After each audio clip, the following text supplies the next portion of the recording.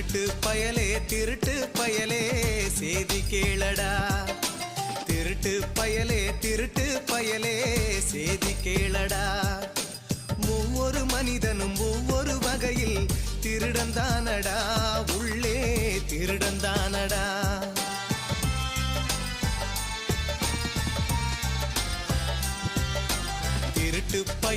திருட்டு பயலே சேதி கேளடா.